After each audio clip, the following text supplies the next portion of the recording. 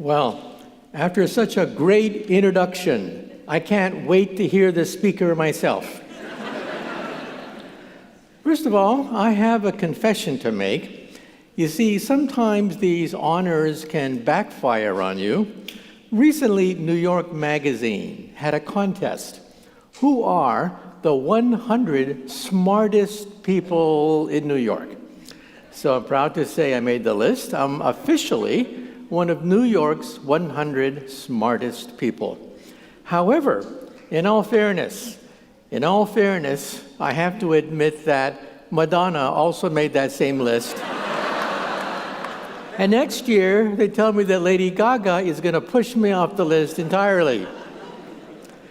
Now today, I want to talk about the future of humanity.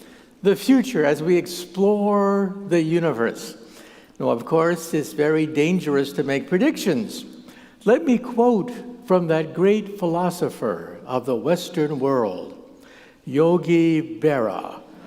Yogi Berra once said, quote, "Prediction is awfully hard to do, especially if it's about the future."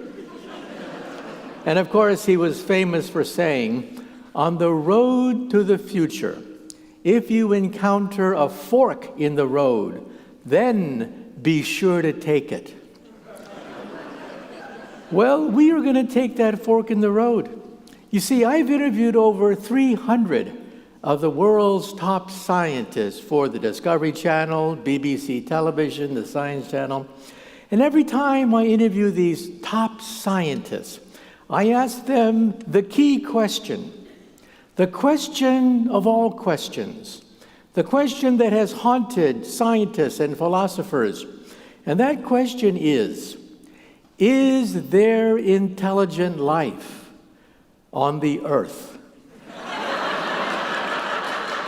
Well, I was watching the Kardashians on TV last night, and I'm convinced, nope, not this planet. No intelligent life on this planet. However, sometimes people come up to me and they say, "Professor, you're a physicist. What does a physicist do anyway? What do you guys do?" Well, we are the people who invent the future. We invented the transistor, which makes possible the computer revolution. We invented the laser, which makes possible the internet. We wrote the World Wide Web, which was written by a physicist to keep track of subatomic particles. In your living room, we invented television. We invented radio, microwaves for your oven. In the hospital, we invented the X-ray machine. We invented the MRI scan. And don't forget, we invented the space program. They're all physicists who did that. And whenever we invent something, we make a prediction. When we helped to invent the internet, one physicist predicted that the internet would become a forum of high culture, high art, and high society. Well, today we know that 5% of the internet is pornography. But that's because teenage boys log on to the internet. Just wait until the grandmas and grandpas log on to the internet. Then maybe 50% of the internet could become pornography. Well, I've had the privilege of writing 4 New York Times bestsellers. My latest is The Future of Humanity. Did you know that prices for rockets have dropped incredibly, opening up the heavens for tourists even? For example, let me ask you guys a question. Raise your hand. How many of you have seen the movie The Martian starring Matt Damon? Raise your hand. Wow, most of you. Well, that Hollywood movie cost $100 million. But the Indian government sent a probe to Mars for $70 million. A Hollywood movie about going to Mars cost more than actually going to Mars. And of course, if you've been reading the headlines, well, I was on CBS last night talking about the fact that, hey, there's a new discovery that has rocked the foundations of science. We have now photographed for the first time in history a black hole. It took us 100 years to do this. In 1916, Einstein's equation revealed a monster in outer space, and we finally photographed it, and it's made the front page of every newspaper. And what is a black hole? Well, a black hole is an object so massive that even light itself cannot escape. Think of it as a cosmic roach motel. Everything checks in, nothing checks out. And in my book, Physics of the Future, I talk about how we will live in the next 100 years. If you're looking for a job, if you're deciding on a major in college, if you want to encourage a young person to be part of the future, read the book. I have a whole set of chapters about jobs of the future. And in Physics of the Impossible, I talk about the world 500 years in the future, when we might have time travel, we might have starships, we might have teleportation. And I answer the question, what happens if you go backwards in time and meet your teenage mother before you were born, and she falls in love with you? Well, if your teenage mother falls in love with you before you're born, you're in deep doo-doo if that happens. And then in my latest, before the present volume, The Future of the Mind, another bestseller, I talk about the fact that we physicists can now probe the blood flowing inside the brain with MRIs. We can actually see thoughts as they are generated inside the living brain. This is amazing. We can now prove or disprove many old wives' tales. For example, there's an old wives' tale that everyone believes but no one can prove until now. That old wives' tale is, when a man talks to a pretty girl, he starts to act stupid. Absolutely true. We can show that when a man talks to a pretty girl, blood drains from the prefrontal cortex, and he starts to act mentally retarded. We can quantify this effect now. It's an amazing discovery. We can also, by the way, upload memories. We've done it in mice, monkeys, and next we'll upload simple memories in Alzheimer's patients. Think about that. We'll have a brain memory chip, a brain pacemaker. You'll push the button, and simple memories come flooding into your hippocampus. You'll know where you live, what your name is, who your relatives are, and that could be a tremendous benefit for those people who have Alzheimer's. And some people think that maybe one day we'll have something like The Matrix. You know, in the movie The Matrix, reality itself was uploaded into your mind. Let me ask you a question. Let me ask you a rather strange question. How many of you, late at night, just before you go to sleep, how many of you have had that weird sensation that maybe, just maybe, life is an illusion? Maybe you're the only real person. Everything else is fake. Raise your hand. Come on, be honest. How many of you have ever had that strange feeling? Oh my God, you're all crazy. So many crazy people in the audience. How can you be the only one in the world when I'm the only one in the world? You know that I'm in New York right now? I'm just about to go to sleep, dreaming that I'm here in front of this great audience here in Chicago. Come on, give me a break. But anyway, let me talk about the space program. In the early days, we had great pioneers like Robert Goddard, but people laughed at him. The idea that you could go to the moon, that you could go to Mars was considered preposterous. In fact, the New York Times would continually make fun of him. They denounced him. They called him a fraud. They said he should be fired from his professorship. Why? Because the New York Times said rockets cannot move in outer space. Oh, really? Well, in 1969, when two men walked on the moon, years after Robert Goddard died, the New York Times finally wrote an apology. Oops, it is possible to move in outer space. Yes.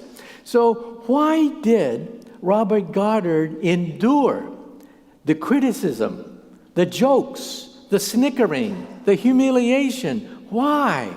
Why do we have all these visionaries dreaming about something even though other people laugh? It's because when Robert Goddard, the father of rocketry, when he was a young child, he read a book that changed his life. It was called War of the Worlds. And he dreamed that one day his rockets would take us to Mars. And he was correct. The ballistic missile created by Robert Goddard has indeed sent robots to Mars. And then we had another young boy who read Edgar Rice Burroughs' John Carter of Mars series. That young boy was Carl Sagan, and he decided to become an astronomer because he read about Mars, the fact that it was something that captured the imagination of young people. And then, when I was a kid, there was also a book that captured my imagination, also the imagination of a young boy called Elon Musk. The book was called The Foundation Trilogy, about establishing a galactic empire. And Elon Musk goes on to start SpaceX to create his own moon rockets. Think about that. A private individual financing a new generation of rockets. In fact, you may know this. Next year, we're going back to the moon. That's right, after a 50-year gap, we're going back to the moon. NASA has the SLS booster rocket.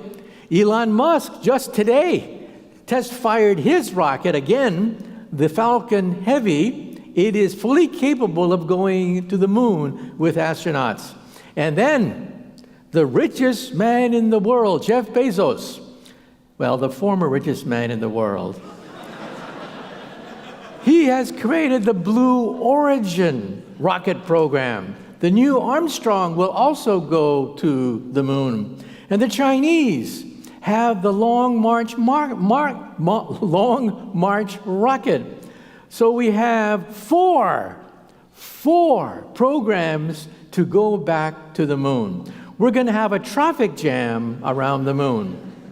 And in fact, I personally believe that one day our grandkids will honeymoon on the moon. Now, some people say, but why? Why bother to leave the Earth anyway? It's expensive? Yeah, but prices are dropping. Rockets are now going to be reusable. The Falcon Heavy, which was just test-fired, the Falcon Heavy, all three rockets came back safely back to the planet Earth. Let's do a science experiment. Let's get into your car in the morning, drive to work, and then throw your car into the garbage. That would bankrupt America if every time you use the car, you junked it. But that's what we do with rockets. We junk rockets after one use. And this is going to change the economics of space travel. But we also have to worry about the Earth. You see, we face several threats. One of them, of course, is global warming. This is a problem that we Earthlings have to solve on the Earth. We cannot go to Mars to escape global warming. And look at this. Every glacier is receding. Summertime is a week longer than normal. Think about it. Sea levels are rising around the world. Not to mention the fact that 2 weeks ago, a rock from space went barreling into the atmosphere, broke up over the Bering Sea, not too far from Russia. It had the energy of 10 Hiroshima bombs. Think about that, the energy of 10 Hiroshima bombs blowing up in the atmosphere just two weeks ago. We are defenseless against meteor impacts like this. We cannot depend on Bruce Willis to save us with the space shuttle, because first of all, there is no space shuttle. The space shuttle was canceled. Second of all, the space shuttle cannot go into deep space. And why am I making such a big thing about it? Because, the dinosaurs did not have a space program. And that's why they're not here today. How come we don't have dinosaurs here today? It's because they do not have a space program.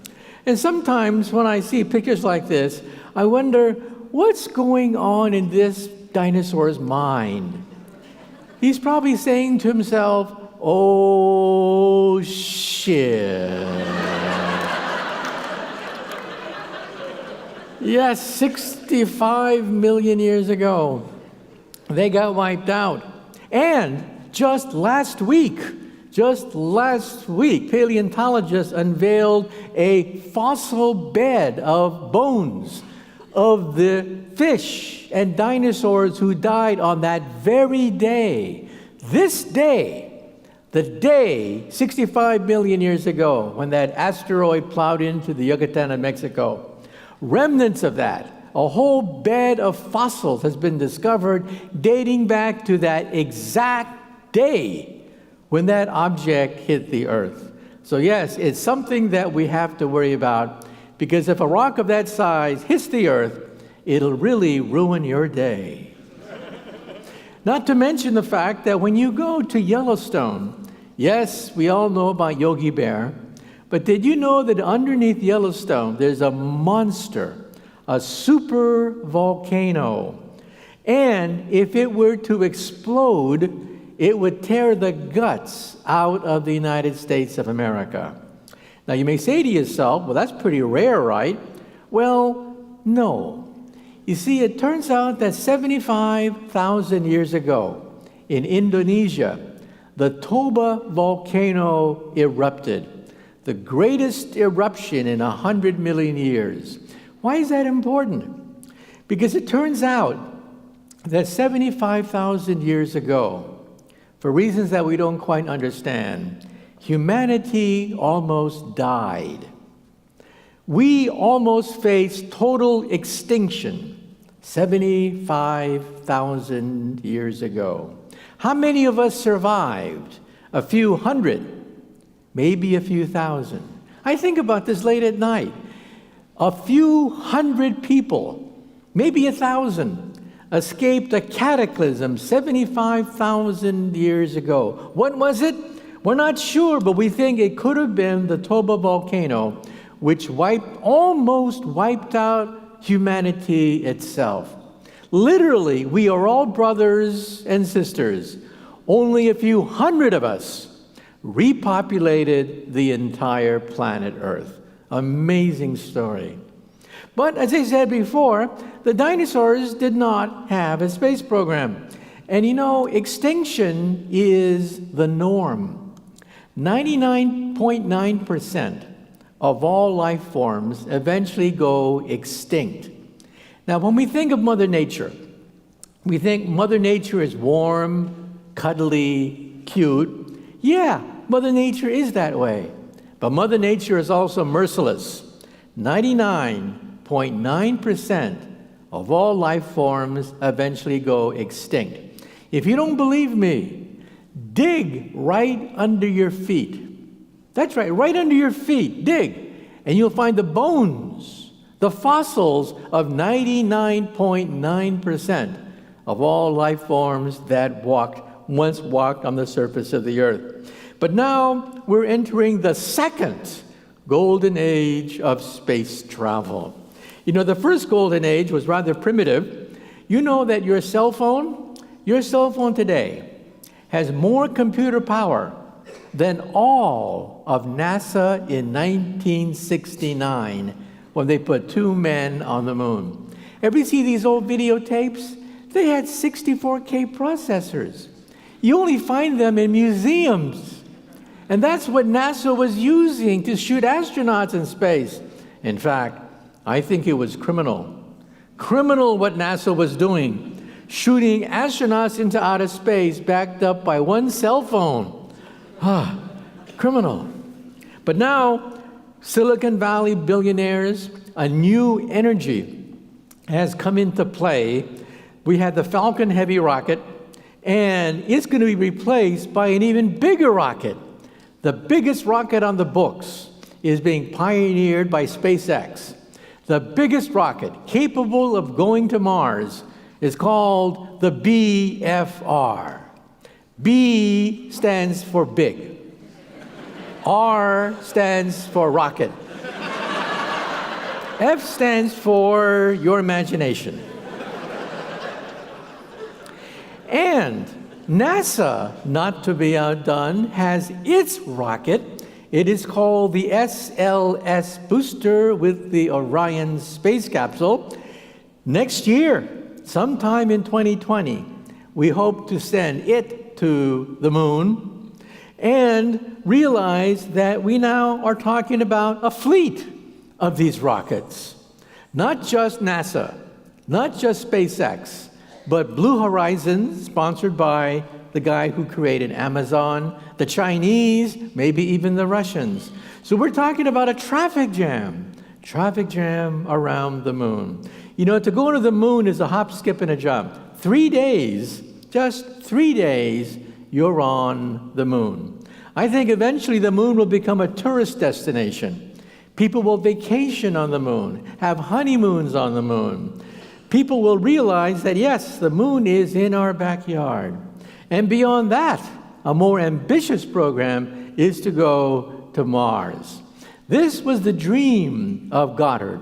This was the dream of von Braun, the guy who built the V2 rocket and created the Saturn rocket. Now, of course, going to Mars is no picnic. It takes about 2 years. 2 years for a round-trip mission to Mars. And once you're on Mars, the goal is to create a self-sustainable colony that's not going to be a drain on the planet Earth. You know, the Apollo space program cost 5% of the federal budget in 1969. That is unsustainable. In 1960s, the Apollo space program consumed 5% of every tax dollar that taxpayers pay to the government. That's unsustainable. We want a self-sufficient settlement on Mars. For example, ice can be melted. Plenty of ice on Mars. Ice can be melted for drinking water, separate out for oxygen for breathing, and hydrogen for rocket fuel. So ice is the first thing to be mined, and then an artificial farm could be created using genetically modified algae. Algae, plants, have already been modified so they can thrive in the Martian conditions. It's awfully cold on Mars, very little carbon dioxide, but plants love carbon dioxide. And then beyond that, this is now into the next century, we want to melt the polar ice caps. You see, if you can raise the temperature of Mars by 6 degrees, that's right, just 6 degrees, you can create a runaway greenhouse effect. The polar ice caps will melt, and it'll be possible to have agriculture, and we'll terraform Mars. Now, some people think that terraforming is too difficult. Well, realize that we are terraforming the Earth right now for worse, not for better. We are now terraforming the Earth. We're changing the atmosphere of the Earth. And we could also do that to Mars. So we have one billionaire pushing SpaceX, another billionaire from Amazon pushing his fleet of rockets, and now we have Google billionaires, and they're pushing mining the asteroid belt. They want to pay for the exploration of outer space by mining platinum and rare earth elements in asteroids to make money, to create a gold rush in outer space. You know, for example, that when Thomas Jefferson, 200 years ago, when Thomas Jefferson signed the Louisiana Purchase and bought a huge chunk of land from Napoleon, Thomas Jefferson in his notes said that it would take 1,000 years, 1,000 years to settle the Louisiana Purchase. Wrong. We did it in 50 years. Why was this gigantic barren land suddenly colonized? Because in 1848, they discovered gold in California, and that accelerated the colonization of the West. Same thing could happen with the asteroid belt. And then, how do we refuel our rockets in deep space?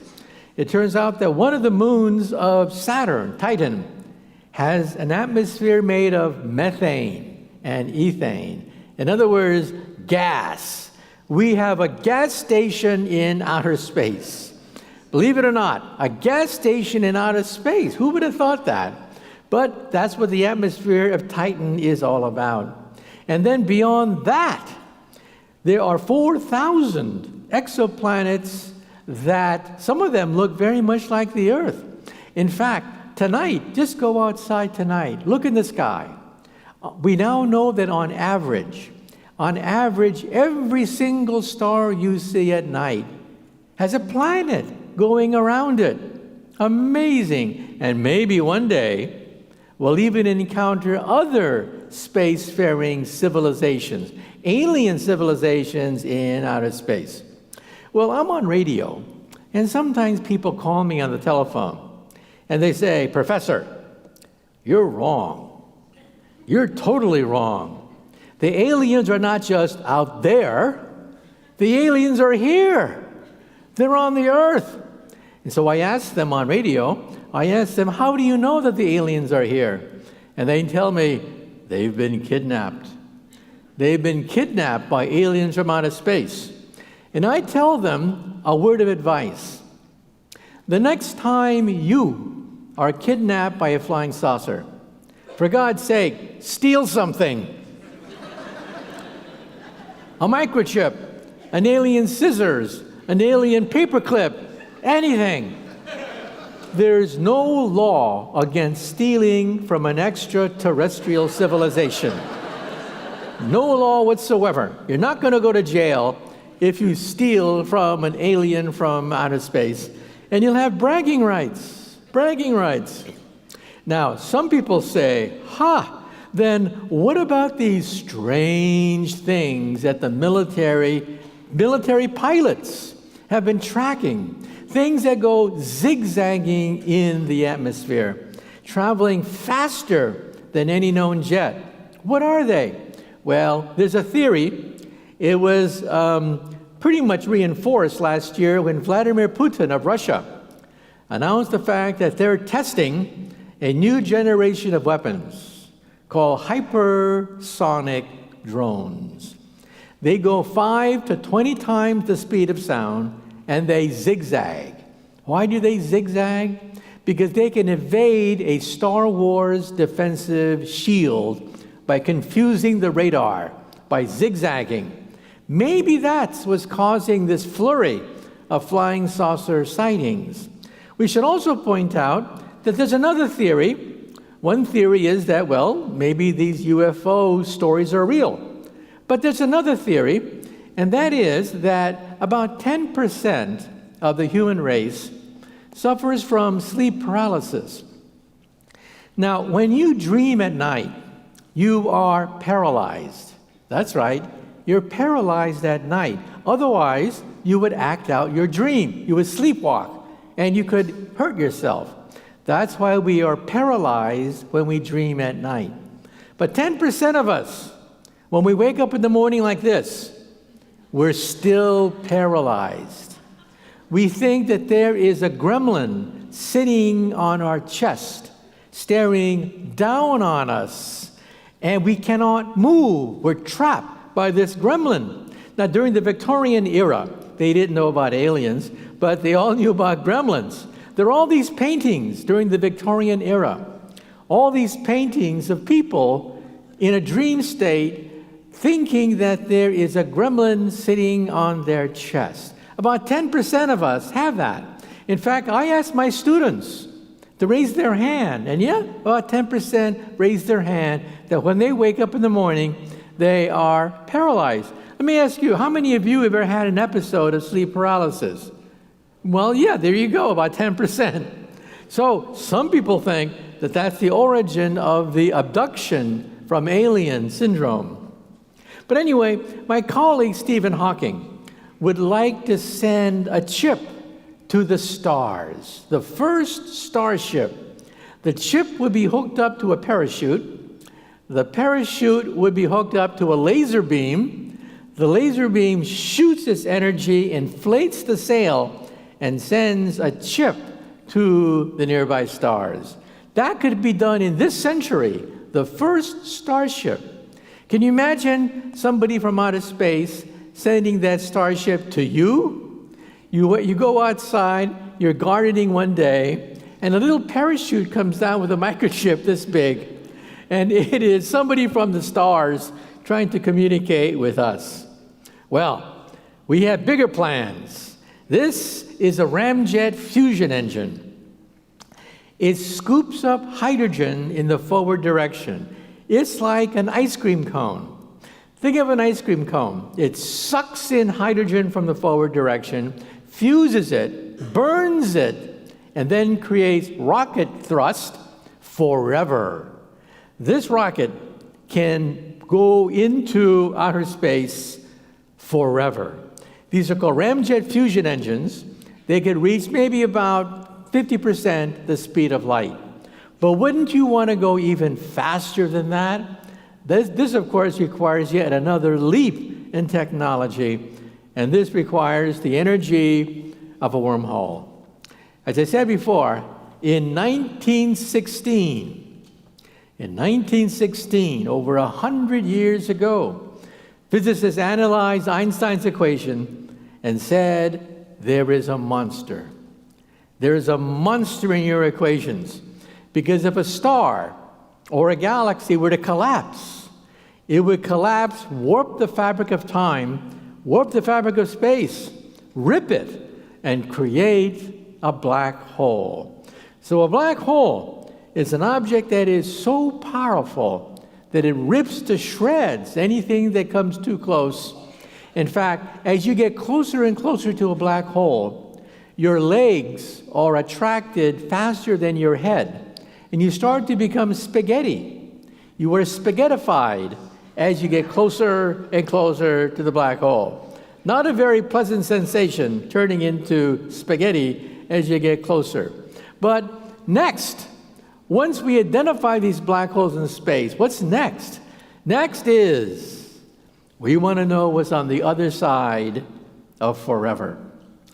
It turns out that if you take Einstein's equation seriously and you then begin to look on the other side of a black hole, the equations say that there is a white hole on the other side of a black hole. How does it work?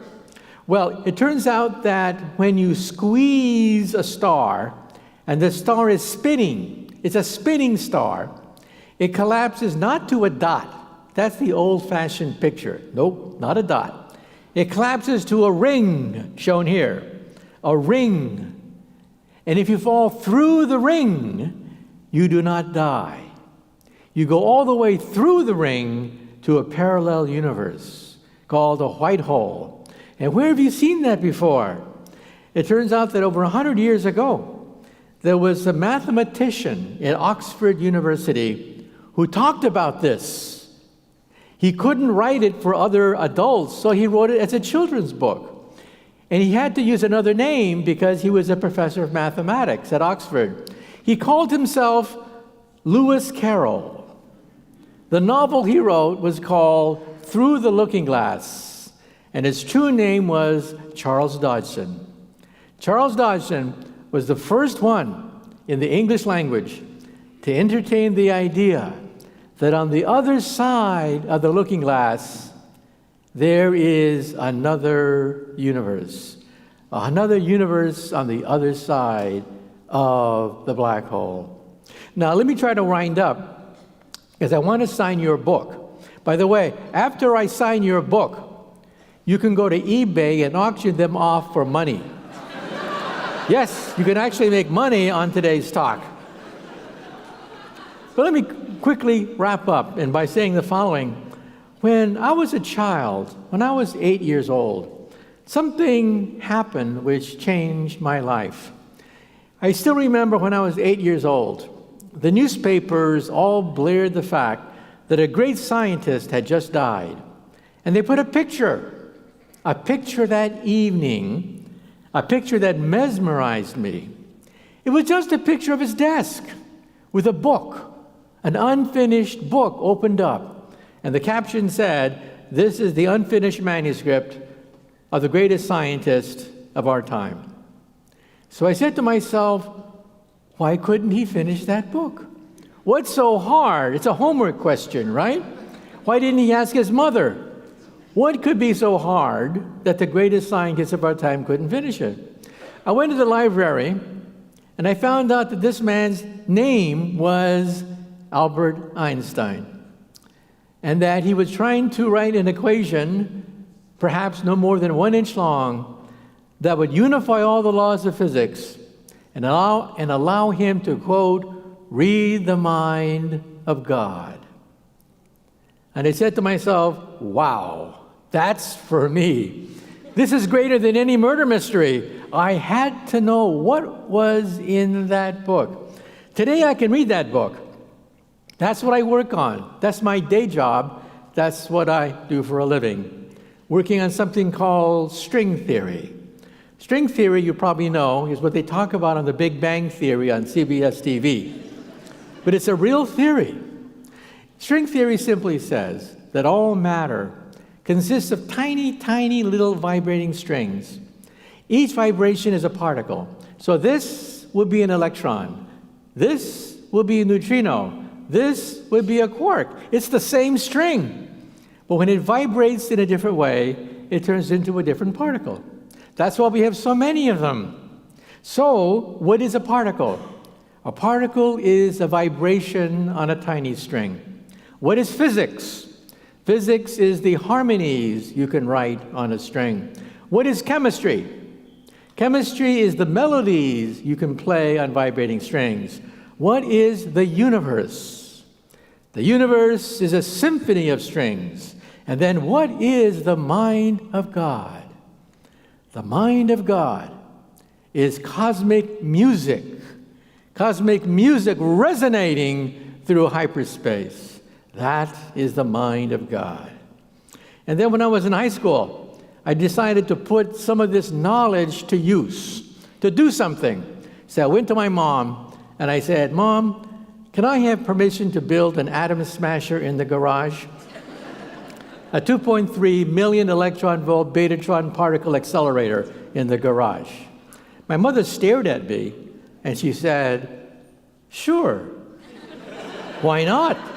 And don't forget to take out the garbage." Well, I took out the garbage. I got 400 pounds of transformer steel from Westinghouse, 22 miles of copper wire from Varian, and I built a 6 kilowatt, 2.3 million electron volt particle accelerator in the garage. Every time I plugged it in, I heard this pop, pop, pop sound as I blew out every single circuit breaker in the house. The whole house would be plunged in darkness. My poor mom, she must have said to herself, "Why couldn't I have a son who plays basketball? Maybe if I buy him a baseball. And for God's sake, why can't he find a nice Japanese girlfriend? Why does he have to build these machines in the garage?" Well, that's string theory. But let me now tell you my favorite Einstein story, and then we'll wind up and take questions from the audience. My favorite Einstein story is, when Einstein was an old man, he was tired of giving the same talk over and over again. So one day his chauffeur came up to him, and the chauffeur said, "Professor, I'm really a part-time actor. I've heard your speech so many times, I've memorized it. So why don't we switch places? I will put on a mustache, I will put on a wig, I will be the great Einstein, and you can take a rest and be my chauffeur." Well, Einstein loved the joke, so they switched places. This went along famously until one day, a mathematician in the back asked a very difficult question, and Einstein thought, "Oh, the game is up." But then the chauffeur said, "That question is so elementary that even my chauffeur here can answer it for you." Thank you very much. You've been a great audience, and we'll open it up to questions.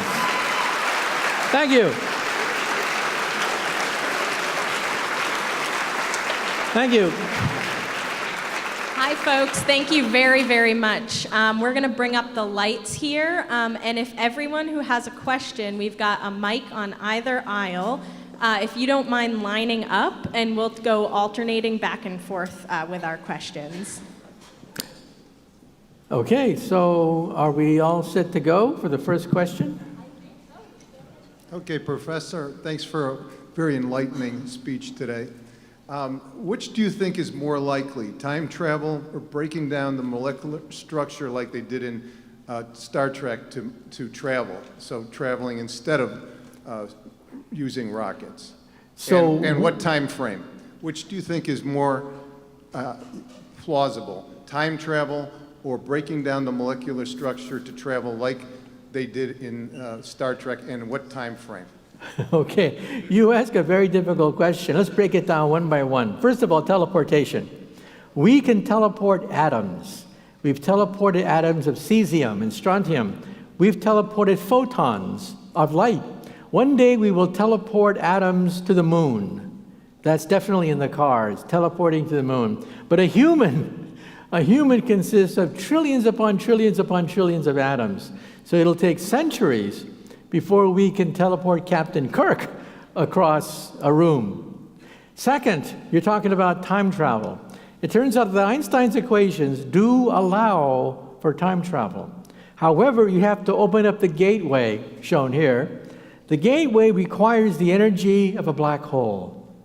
We are far, far away from harnessing the energy of a black hole.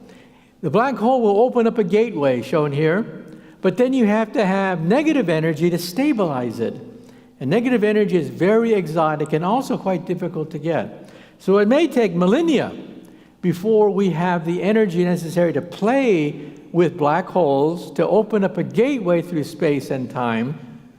But remember that Star Trek takes place in the 23rd century, so we still have a few hundred years to go. But don't hold your breath. We're talking about an energy scale beyond human comprehension. The energy of a black hole necessary to rip the fabric of space and time, shown here, to give us a way to go through space and time. But again, time travel is a solution of Einstein's equations. Many books get this wrong because they don't understand the whole theory. Einstein himself realized that wormholes are possible. In 1935, Einstein himself wrote the first paper on wormholes, introducing that concept. And in 1949, his office mate, Kurt Gödel, found the first time travel solution of Einstein's equations. Okay, let's go for the next question. Yeah? Hi, thank you for your presentation. Recently, NASA has been able to show people through their website all the satellites we have in space. With all the pollution that's out there, and recently Neil deGrasse Tyson also mentioned that we're causing a lot of pollution, not just on Earth, but also in space. What is your take on how, that's going to evolve in the future, and, how we should clean all that up if we're also polluting space and making space garbage? Yes, we are definitely polluting everywhere we go. And yes, it is a problem, but it's a problem that is solvable.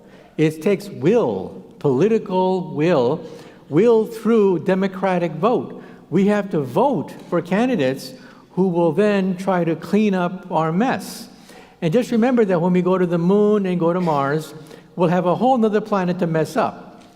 So we have to be careful about that. You're absolutely right, to make sure that we don't corrupt other planets. The first thing is we may corrupt Mars with our life forms. We have to make sure that Mars is sterile, that Mars does not have its own DNA that would then interfere with our DNA. And so we have to worry about that, yes, that wherever we go, we take our garbage with us.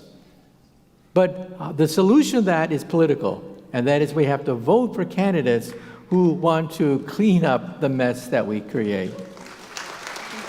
Okay, next. Thank you, Professor. What do you think is going to have the greater impact on humanity, artificial intelligence or gene editing through CRISPR? The question is, what's going to have the biggest impact, AI or CRISPR genetic modification of the human species? I think both of them are going to change everything. I think that, first of all, science is the engine of prosperity and wealth. All the wealth we see around us is a consequence of science and technology. But science comes in waves. The first wave was the steam engine, which gave us the Industrial Revolution, locomotives, cars. The second revolution was the Electric Revolution, which gave us electricity, television, gave us dynamos and generators. The third revolution was high-tech, transistors, lasers coming from the quantum theory. But now we're entering the fourth wave. The fourth wave of wealth generation beyond steam power, beyond electricity, beyond computers. The fourth wave is physics at the molecular level. That means artificial intelligence. That means nanotechnology and biotechnology. So they're going to change everything. Even our bodies, our cells, the job market, everything is going to change with the coming of artificial intelligence and the coming of biotechnology.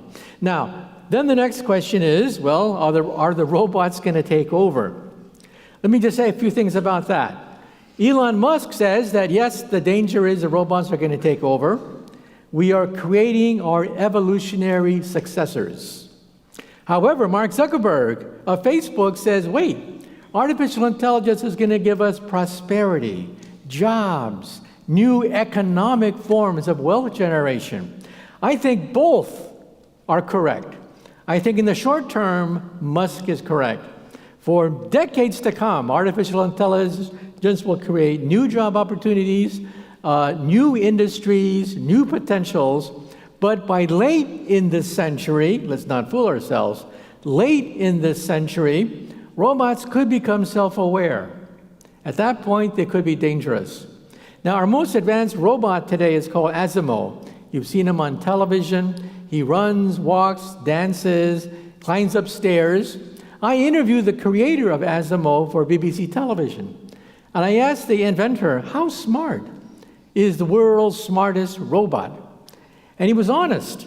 He said, Asimo has the intelligence of a cockroach, a retarded cockroach, a lobotomized, stupid cockroach. He can barely walk across the room. But eventually, robots will be as smart as a mouse, then as smart as a rat, then as smart as a rabbit, then as smart as a dog or a cat, and then finally as smart as a monkey, and that is potentially dangerous by the end of the century, because you see, monkeys are self-aware. Monkeys know they are not human. Now dogs are confused. Dogs think that we are a dog. They think we're the top dog, and they're the underdog. So monkeys have no illusions. Monkeys know they are monkeys, and they're not humans. And so we should, when robots become that smart, I think we should put a chip in their brain to shut them off if they have murderous thoughts. We need a fail-safe system for that. Now, biotechnology also promises us tremendous advances, but there's no simple solution. In fact, it's going to get worse. In the future, a high school kid will get on a typewriter, type ATCG, and create a virus in his living room. That is a real danger. The CRISPR technology will become so advanced that we'll create genetic typewriters that can simply type and create new forms of life. For example, if you take the AIDS virus and make it airborne AIDS would kill 98% of the human race. So there is a danger there. So CRISPR technology has to be looked at very carefully, not because we have to wait 100 years, but because in the coming decades, high school kids will have the potential to create life. Okay, next. Hey there, so this is going to be our last question. Last question. After we are done, we are having a book signing out in the lounge. Book signing in the lounge. Thank you. Okay, last question. Thank you, Professor. What do you believe the impact of colonization of space on other planets will be in terms of the conflicts that we see on planet Earth? Do you believe that conflicts, geopolitical conflicts in the future will be worse because we have colonies in other places, or do you think we will whiz them up and have less conflict on our home planet? Well, unfortunately, conflict is part of our evolutionary makeup, okay? But let me say this. For many decades to come, maybe even a century or 2 centuries, we're simply talking about a settlement, a self-sufficient settlement on Mars.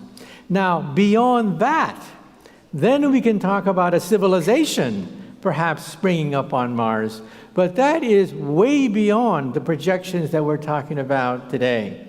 We're talking about the fact of a self-sufficient settlement, maybe a few thousand people. Musk talks about maybe 1 million people. But again, there are technical, financial obstacles to that. Now, if you were to fast forward centuries into the future now, then perhaps a new branch of civilization could get started.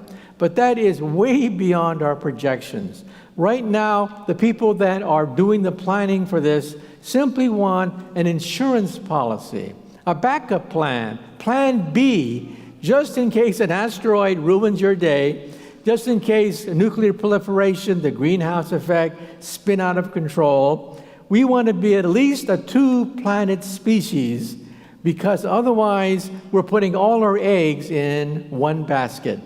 Now, what would that mean in the far future? I don't know. But I think for centuries to come, we're simply talking about a settlement, a self-sufficient settlement on Mars. Okay, well, thank you so much. It's been a great honor to be here today, and I will sign your books. And then you go to eBay. Thank you, Professor.